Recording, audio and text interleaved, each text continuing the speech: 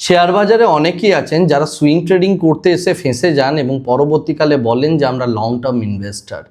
আর আরেকটা পক্ষ থাকে যারা অ্যাকচুয়ালি সত্যিই লং টার্ম ইনভেস্টিং করতে চান। লং টার্ম ইনভেস্টমেন্ট করতে গেলে অনেকেই ভাবেন প্রচুর পরিমাণে ফাইন্যান্সিয়ালস জানতে হবে, প্রচুর কিছু জিনিসপত্র দেখতে হবে, কোম্পানির কারেন্ট ফাইন্যান্সিয়াল স্ট্যাটাস দেখতে হবে, প্রাইস দেখতে হবে ইত্যাদি বিভিন্ন জিনিস সমস্ত কিছু।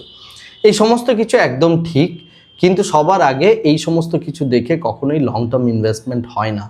লং টার্ম ইনভেস্টমেন্ট করতে গেলে প্রথম আপনাকে যেটা বুঝতে হবে যে আপনি সেই ব্যবসাটা বোঝেন কিনা। আপনি লং টার্মের ইনভেস্টমেন্ট করছেন তার মানে হচ্ছে আপনি ওই কোম্পানির অ্যাকচুয়ালি একটা শেয়ার কিনছেন বা আপনি ওই কোম্পানির একটা পার্টনার হচ্ছেন।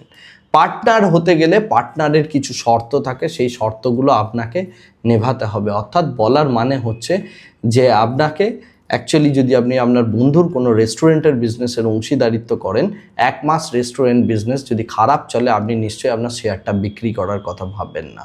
আপনাকে বিজনেসের টার্ন অ্যারাউন্ডের জন্য ওয়েট করতে হবে। একই জিনিসপত্র এখানেও করতে হবে। আর কোন কোম্পানিতে আপনি এই টাইপের ডিসিশন নিয়ে ইনভেস্টমেন্ট করবেন সেটা বোঝার জন্য সবথেকে সহজ উপায় হচ্ছে যে কোন কোম্পানির বিজনেস আপনি বোঝেন এবং আপনি কাউকে 5 মিনিটের মধ্যে ওই কোম্পানির বিজনেস বোঝাতে সক্ষম কিনা।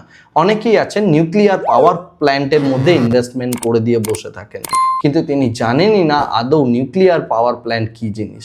সোলার ইন্ডাস্ট্রিজের মধ্যে অনেকেই ইনভেস্টমেন্ট করেছেন, কিন্তু তারা জানেনই না সোলার ইন্ডাস্ট্রিজের মধ্যে ভ্যালু চেনটা কীভাবে তৈরি হয়।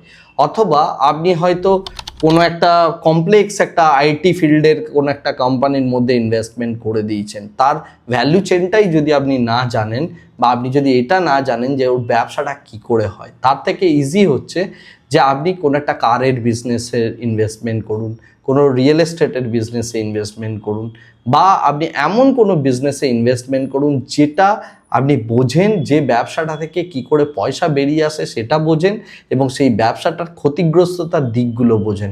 এইভাবে যদি আপনি আপনার ইনভেস্টমেন্টের জন্য কোম্পানি চুজ করেন তাহলে অবশ্যই আপনি সাকসেস পাবেন।